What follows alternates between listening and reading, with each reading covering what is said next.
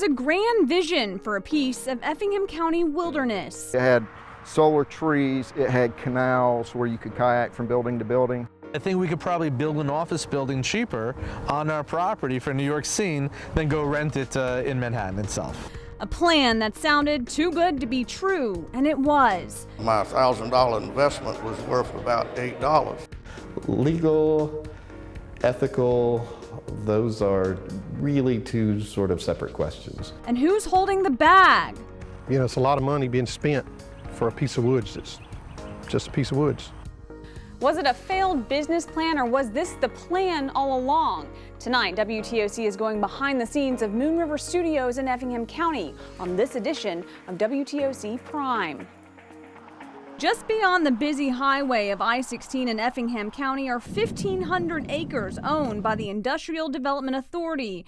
There's not much to see other than this water tower, a few dirt roads, and maybe some farm animals. But residents around here will tell you they expected this place to look a lot different by now. You know, eventually I knew it would be developed into something. Richard Sapp can see the property from his yard. You know, they've spent an awful lot of money here and nothing's been done.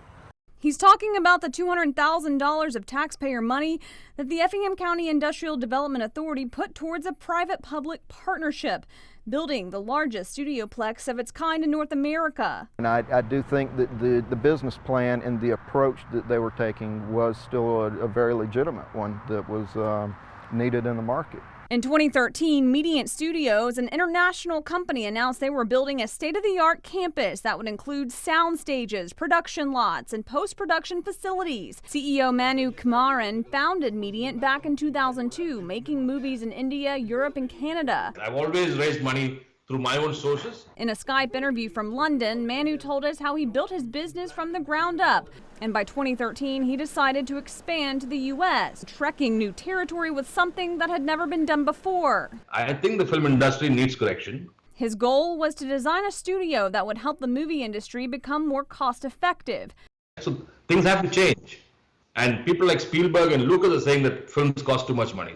It was an ambitious and expensive project, a $90 million studioplex that was going to be energy efficient, using solar and hydropower. In addition, there would be an amphitheater, recreational sites, and a video gaming complex, promising to expand the workforce in Effingham County by 15%. We don't have the money. We had to raise the money. Most of his projects in the past, he was able to raise money and get the funding from his own sources and connections in the business. And he says he never announced a project that didn't come to fruition.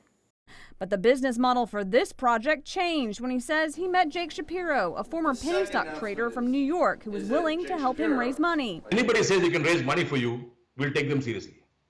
He schmoozed me, he wooed me, and he had got some people who, I kind of looked up to in a sense. His only purpose was to raise money, and that's the only part of our entire operation that didn't perform. Manu says Shapiro was trying to raise money in a way that he had never done before. It's not a proud thing for me to know that, to tell you that a lot of people got hurt because the company borrowed money from these toxic lenders. Hindsight is 20/20, but he says at the time he trusted Shapiro. He was the expert. Right? I'm just a simple man from a poor country. I'm a filmmaker, so I didn't really know. And that wasn't the only thing he didn't know when this special of WTOC Prime returns. Because it makes no sense. How do you get thrown out of your own company? A federal investigation is launched after a hostile takeover of Mediant Studios.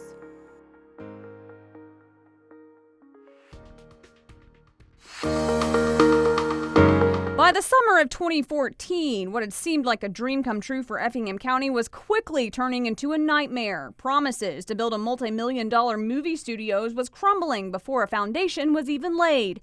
So they look at the situation, the board, and say, oh, we're not making enough progress. What's the problem? We haven't raised enough money. So who do we reward? The guy who's supposed to raise the money. And who do we get rid of? The guy who's doing everything else. International filmmaker Manu Kumaran says he spent 12 years building his business from the ground up, and while he was in the process of expanding his business here in the U.S., he got a call saying the board had just voted to oust him as CEO, naming Jake Shapiro as the new CEO. First I thought it was a joke. I said, is this a joke? Jake, what's going on? But it was no joke. He says not only was he kicked out as CEO, but according to the SEC, 40 million of his shares were also given to Shapiro. I was literally left stranded. They canceled my credit cards, my debit cards. I was left stranded in Los Angeles with no money. At the time, median stock prices were at an all-time low. Shares were trading at 0.02 of a penny.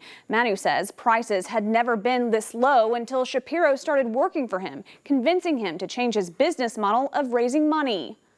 It's the structure which there are these specialized funds in New York which prey on small companies. Their business model is predicated on your price going down.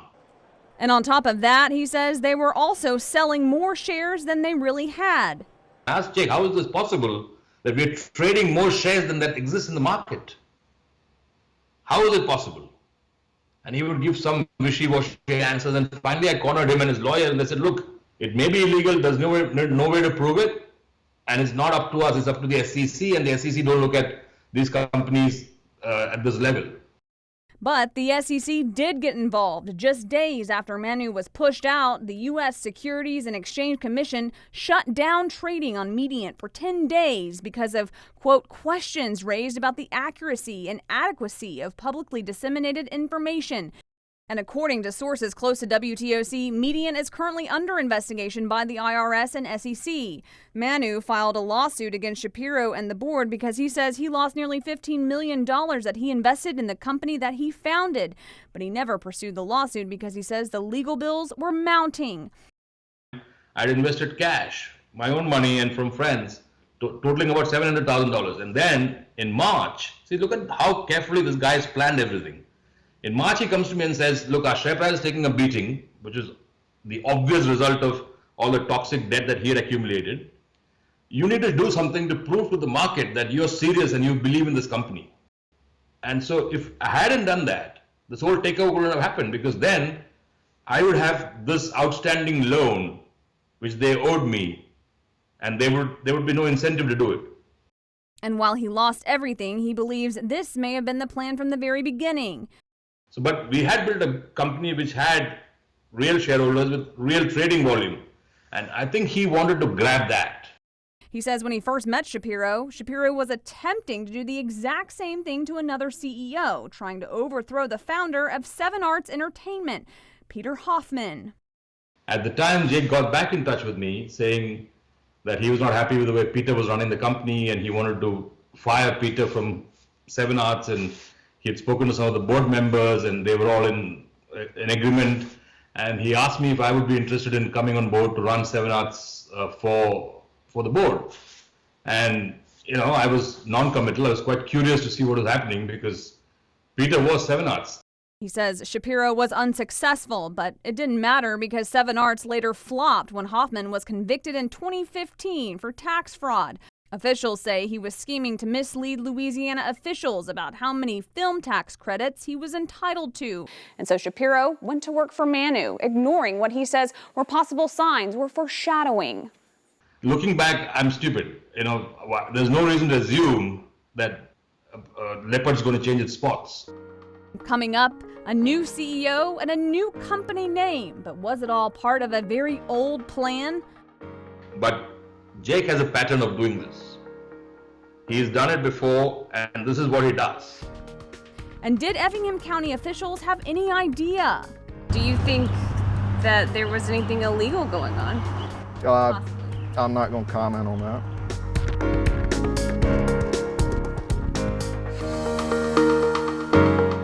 After a hostile takeover of Mediant Studios in June of 2014, a lawsuit that had been filed by the former CEO, and an ongoing federal investigation involving the IRS and the SEC. The new CEO of Mediant Studios, Jake Shapiro, was already meeting with members of the Effingham County Industrial Development Authority about moving forward with a project to build a multi-million-dollar studioplex.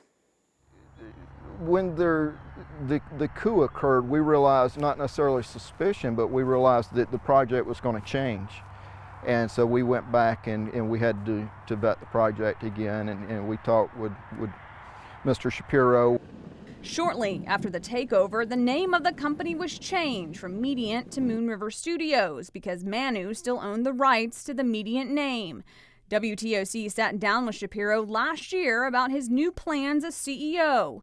The former CEO's vision was far more grandiose, which included building a suspension bridge made out of glass that may have been the largest suspension bridge in North America, building round sort of sound stages with minuets made of crystal or gold.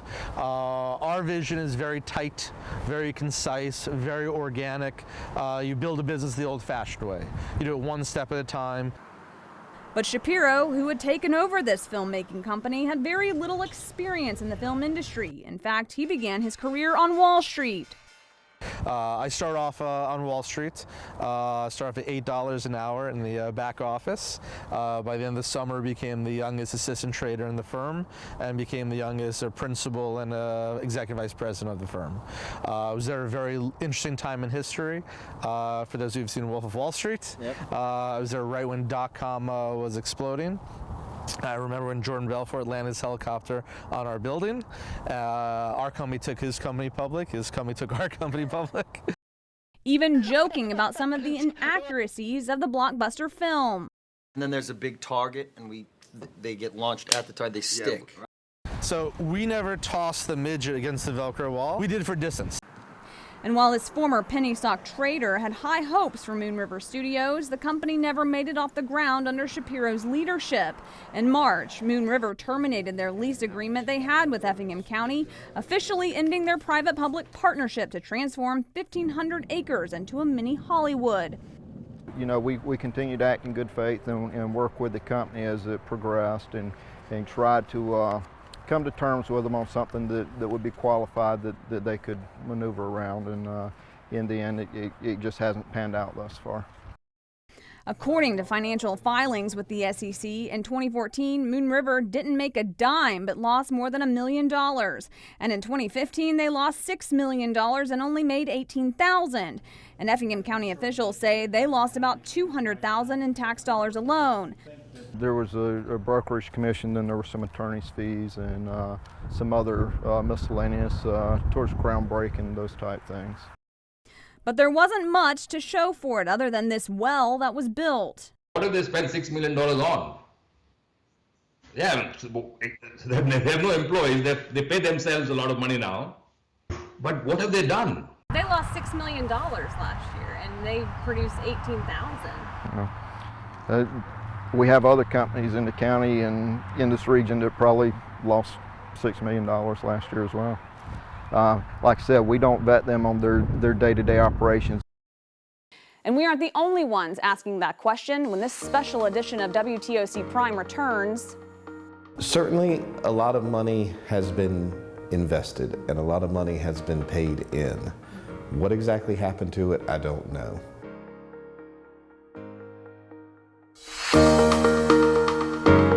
Savannah attorney Charles Bowen, who goes by Bo, represents at least a half a dozen people in and around the Savannah area who say Moon River still owes them money after the multi-million-dollar project fell through to build a state-of-the-art studioplex just off of I-16 in Effingham County. Most people, some that were actual employees of the company itself, others that were there to provide services, independent contractors, that type of thing. The one thing they all have in common is simply empty promises. Today, Moon River is owned and operated by Phonu 2, but Bo says he's having trouble settling because Phonu 2 only bought Moon River's assets, not their liabilities. They very specifically state that as every time they change their name, oh, we're buying this asset, we're buying the equipment, we're buying the rights to different stories, but we are not purchasing any of the previous debts or liabilities of the company. So it makes it extreme, and then that obviously that original company just goes out of business. So it makes it extremely difficult for someone that's sitting there with a contract with company A to then try to collect anything from company B that's taken over, because they'll hold up that piece of paper and say, no, I don't owe you. That now defunct non-existent company owes you, so good luck. Right now, he's trying to avoid filing a lawsuit, hoping he can just settle this with the former CEO, Jake Shapiro, outside of court. In fairness, occasionally some of those payments get made. Most of the time, they do not. And even in trying to work out these matters on behalf of my clients, we'll get to a point where they will hold their nose and say, okay, if he's willing to do at least this much, we will resolve the matter. And then when that doesn't get paid either, it's a very frustrating and aggravating and annoying type of negotiation to be involved with. But others weren't willing to wait. Some lawsuits have already been filed against Moon River. A former Moon River investor filed this complaint. He wasn't willing to go on camera, but he told me it wasn't so much about the money as it was about exposing the company, claiming they violated SEC regulations and wasted corporate assets. But unfortunately, those who are pointing fingers at Mr. Shapiro stretch beyond the Savannah area, going as far as the West Coast and dating back more than 10 years when he was involved in the wine business. I've certainly read the Forbes article about what happened out in California. An article titled Corkscrewed back in 2008 when Shapiro was CEO of 360 Global Wine says he burned through roughly $55 million in cash, left behind $30 million in unpaid bills, and racked up a shareholder deficit of $105 million. And in 2009, he was accused of squandering more than $600,000 of winery funds to buy a mine company that failed. We are talking about, when we're talking about Moon River and Fanyu, we're talking about very intelligent and sophisticated business people with a lot of experience. This isn't somebody that just, decided to open a business out of their garage and then, turned out they didn't make enough money and couldn't pay people.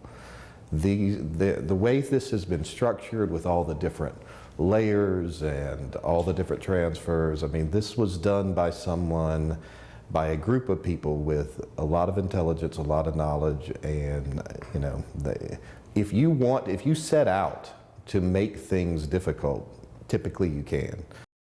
And difficult is an understatement for those who have been left to pick up the pieces. People that have uprooted, moved to this community solely based upon these promises that were made to them. And it's something that I feel very responsible for. This special edition of WTOC Prime will be right back.